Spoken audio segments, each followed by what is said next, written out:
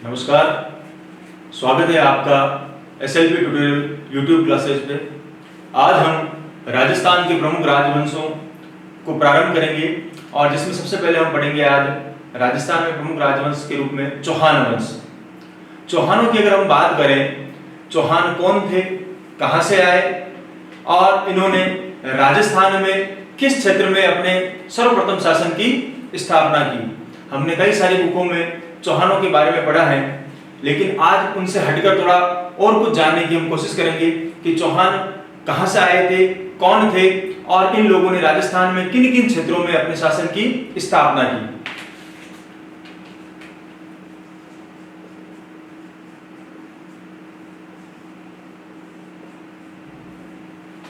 सबसे पहले हम बात करते हैं कि चौहानों की उत्पत्ति कैसे हुई, चौहान आए कहां से थे। तो इस उत्पत्ति के सिद्धांत को लेकर अलग अलग विद्वानों के अलग अलग मत आते हैं और सबसे प्रसिद्ध मत जो आता है वह आता है अग्निकुंड सिद्धांत।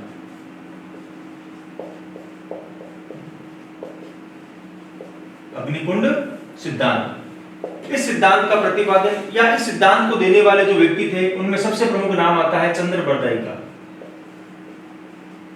चंद्रबरदाई एक चारण कवि जो पृथ्वीराज चौहान के दरबार में थे और उन्होंने एक महत्वपूर्ण ग्रंथ लिखा था जिसका नाम था पृथ्वीराज रासो। चंद्रबरदाई के साथ जो दूसरे समर्थक आते हैं वे हैं मुहनोद नैनसी। मुहनोद नैनसी मारवाड़ के शासक जसवंत सिंह के दरबार में दरबारी कवि थे। इन्हें हम मारवाड़ का गजेटियर व राजस्थान का अबुल फजल भी कहते हैं। मुहनोद नैनसी ने जो प्रमुख ग्रंथ लिखे थे, एक था मारवाड़ परगनारी विगत और दूसरा ग्रंथ था नैनश्री ख्याल, और इन्हीं का समर्थन करते हैं सूर्यमल मिश्रण। ये भी चारण कवि थे आधुनिक। इन्होंने अपने प्रमुख ग्रंथ वंश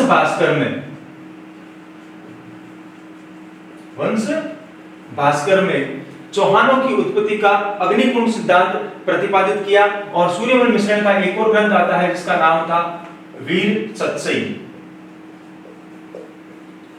वीर सत्सई वीरों को प्रेरित करने के लिए तथा स्वतंत्रता संग्राम में लोगों को जागृत करने के लिए ग्रंथ लिखा गया था वीर सत्सई। अब हम बात करते हैं कि अग्निकुंड सिद्धांत क्या था, चौहानों की अग्निकुंड से किस प्रकार से उत्पत्ति हुई। तो इन तीनों का मत एक ही आता है कि आबू के पर्वत पर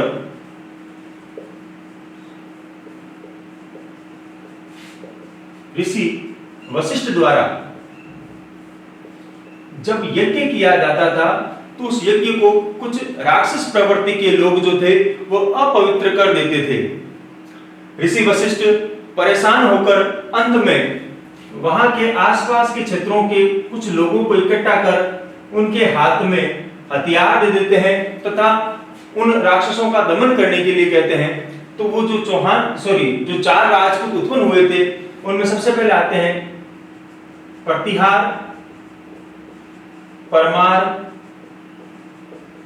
चालुक्य और चौहान। इस क्रम को लेकर भी आरपीसी द्वारा कई बार प्रश्न पूछे जा चुके हैं कि अग्निकुंड सिद्धांत के द्वारा जो सबसे पहले राजपूत उत्पन्न हुए थे वो कौन से थे। तो वो थे प्रतिहार, उसके बाद परमार, उसके बाद चालुक्य और सबसे अंत में हुए थे चौहान। इसी मत को आगे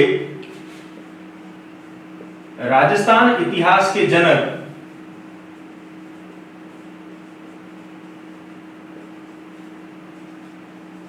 कर्नल जेम्स टोड ने अपनी book annuls and antiquity of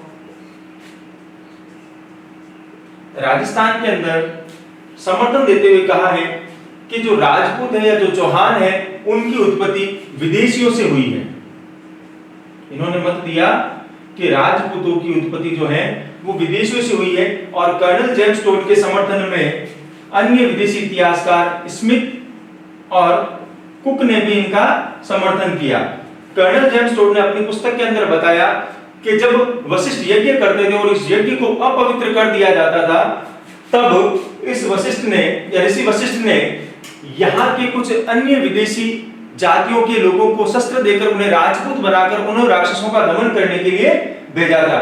तो कर्नल जेम्स टोड ये मत देते हैं कि जो राजपूत थे वो विदेशी थे, जबकि चंद्रबरदाई, मोहनोत नैन्सी और सूर्यमल मिश्र कहते हैं कि इन राजपूतों की उत्पत्ति जो है वो अग्निकुंड से हुई है। तीसरा सिद्धांत आता है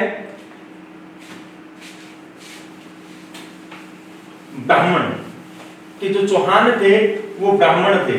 अब इसकी जानकारी हमें कहां से मिलती है?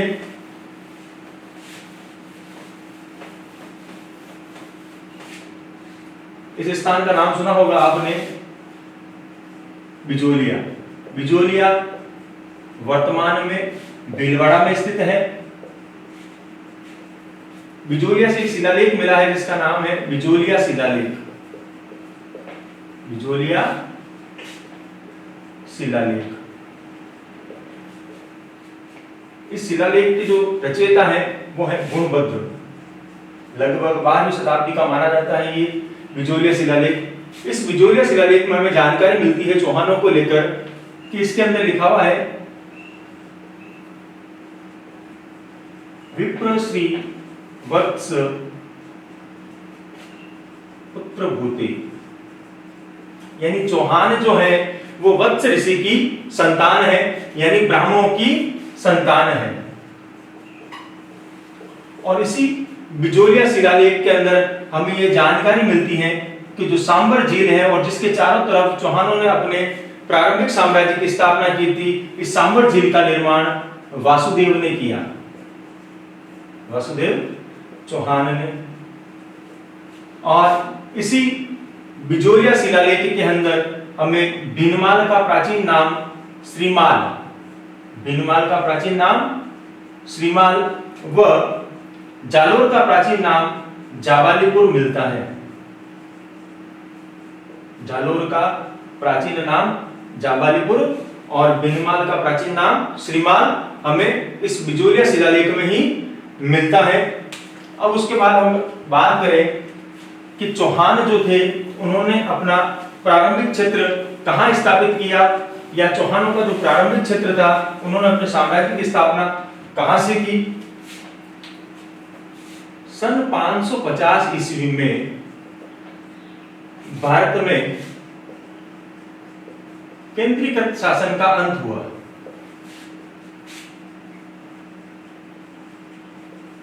यानी गुप्त वंश के अंतिम शासक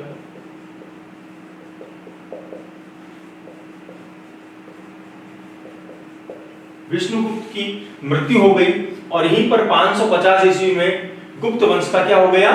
पतन हो गया। इस गुप्त काल के अंदर हमें पता है कि जो सामंतवादी प्रथा थी वो अपने चरमोत्कर्ष पर थी, लेकिन जैसे ही गुप्तों का पतन होगा उसके बाद कई सामंतों ने अपने स्वतंत्र राज्यों की स्थापना कर ली। और इसी क्रम में सन 551 ईस्वी में वासुदेव चौहान ने सांबर के आसपास के क्षेत्रों में, सांबर के आसपास के क्षेत्र में चौहान वंश की स्थापना की, चौहान वंश की स्थापना की। अब प्रारंभिक क्षेत्र हो गया इनका सांबर। सांबर का प्राचीन नाम मिलता है सपादलक्ष। वैसे सपादलक्ष का जो शाब्दिक अर्थ होता है वो होता है 1.25 लाख गांवों का समूह, और इसी सपादलक्ष या सांबर को शाकंभरी भी कहा जाता है, शाकंभरी। तो सांबर का प्राचीन नाम सपादलक्ष और शाकंभरी। अब बात करते हैं हम राजधानी की, कि चौहानों की जो प्रारंभिक राजधानी थी वो क्या थी। चौहानों की जो प्रारंभिक राजधानी है वह है अहिछत्रपुर। अहिछत्रपुर जिसे वर्तमान में नागौर के नाम से भी जाना जाता है, और महाजनपद काल में जांगल जनपद की राजधानी थी अहिछत्रपुर। बाद में ये वासुदेव चौहान ने सांबर की राजधानी बनाई अहिछत्रपुर को। अब हम बात करते हैं कि वासुदेव चौहान की जो कुल देवी है या चौहानों की कुल देवी है वह कौन है। चौहानों की कुल देवी है शाकंभरी माता। शाकंभरी माता, शाकंभरी माता को लेकर भी एक कथा प्रचलित है। कहा जाता है कि सांबर के आसपास के क्षेत्र में जब अकाल पड़ा था उस समय इसी शाकंभरी देवी ने यहाँ के लोगों को फल व फूल वितरित किए थे, भोजन की सामग्री वितरित की थी, इसलिए इन्हें साग सब्जी वाली माता भी कहा जाता है।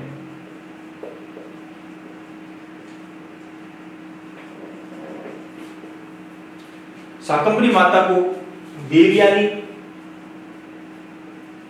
व तीर्थों की नानी भी कहा जाता है, तीर्थों की नानी भी कहा जाता है। और सांबर के चौहानों की जो कुल देवी है वो है शाकंभरी माता। वापस देखते हैं एक बार कि गुप्तों के पतन के बाद वासुदेव चौहान ने 551 ईस्वी में सांबर के आसपास के क्षेत्र में चौहान वंश की स्थापना की। अब सांबर के चारों तरफ स्थापित होने के कारण इन्हें चहमान भी कहा जाता है, और चौहानों का जो प्रारंभिक नाम था वह था चहमान। इनकी जो प्रारंभिक राजधानी थी वह थी अहिछत्रपुर, और इसी वासुदेव चौहान ने सांबर झील का निर्माण भी करवाया। राजधानी हो गई अहिछत्रपुर, प्रारंभिक नागौर, और चौहानों की जो कुल देवी है वो है शाकंभरी माता। अब आगे चलते हैं हम।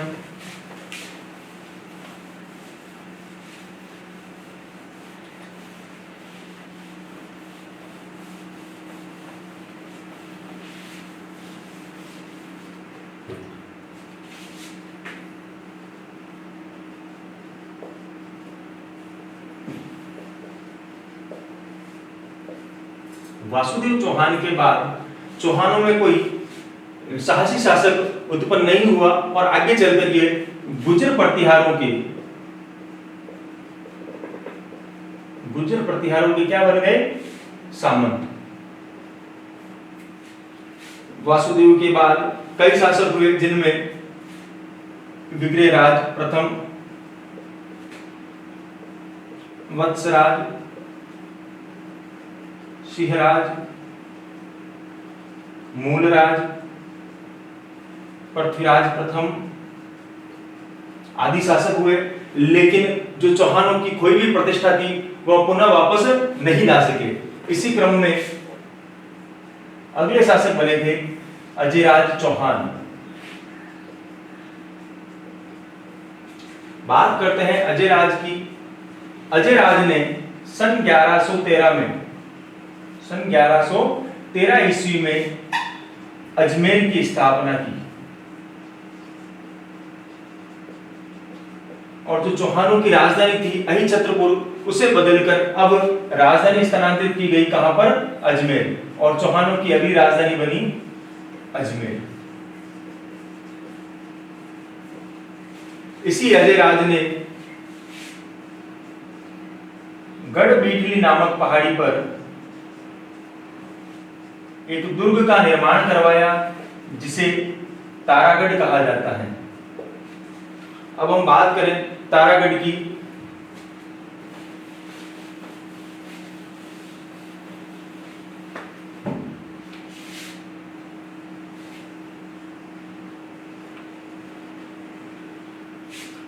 ये राजस्थान के मध्य में स्थित है अजमेर, और यहीं पर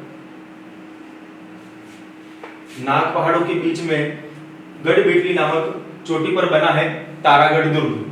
अब राजस्थान के मध्य में स्थित होने के कारण इसे अरावली का अरमान,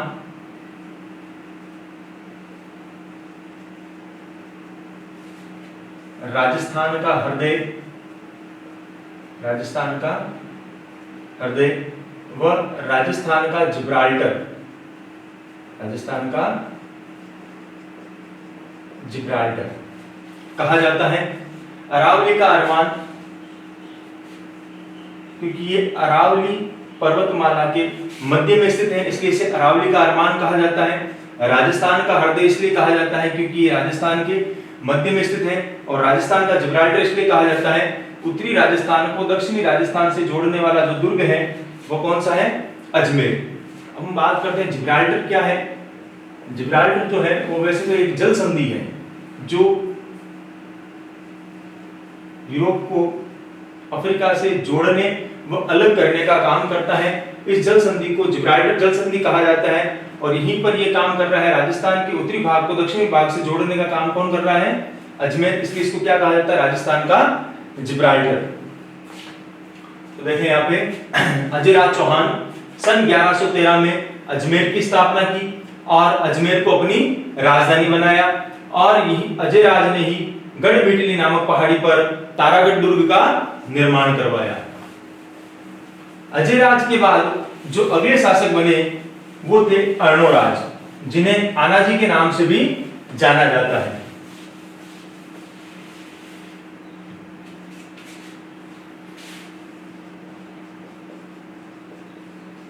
अर्णोराज, जिनका दूसरा नाम आता है आनाजी। अजयराज के बाद जब आनाजी शासक बने या अर्णोराज शासक बने तो इनके काल में तुर्कों का आक्रमण हुआ। अर्णोराज के काल में तुर्कों का आक्रमण हुआ और अर्णोराज ने तुर्कों के आक्रमण को सफलतापूर्वक पराजित किया और इसी विजय के उपलक्ष्य में आना सागर झील का निर्माण करवाया। अर्णोराज ने तुर्कों को पराजित किया और पराजित करने के बाद आना सागर झील का निर्माण करवाया। अर्णोराज ने पुष्कर में वराह मंदिर का निर्माण करवाया। अर्णोराज ने पुष्कर में वराह मंदिर का निर्माण करवाया। वराह जो भगवान विष्णु के अवतार हुए उनका निर्माण करवाया मंदिर का। और अर्णोराज के पुत्र ने, जिसका नाम था जगदेव, इस जगदेव ने अपने पिता अर्णोराज की हत्या कर दी। अर्णोराज की हत्या कर दी और इस जगदेव को चौहान वंश का प्रथम पितृहंता कहा जाता है।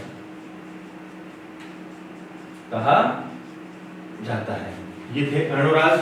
अर्णोराज जिनका दूसरा नाम है आनाजी, इन्हीं के काल में तुर्कों का आक्रमण हुआ था और अर्णोराज ने तुर्कों को पराजित किया और आना सागर झील का निर्माण करवाया। इसके बाद अर्णोराज ने पुष्कर में वराह मंदिर का निर्माण करवाया।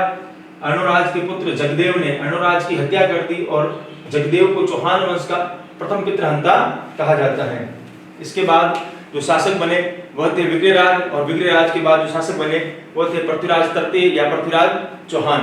अगर हम बात करें कि चौहान वंश में किस शासक के काल को चौहानों का स्वर्णिम काल कहा जाता है तो हम निसंदेह कहेंगे विग्रहराज चतुर्थ के काल को चौहान वंश का स्वर्णिम काल कहा जाता है। और अगर हम बात करें कि चौहानों का सबसे सर्वाधिक लोकप्रिय शासक कौन हुआ तो वो थे पृथ्वीराज तृतीय या पृथ्वीराज चौहान। इसके आगे का भाग हम नेक्स्ट क्लास में अवेलेबल कराएंगे।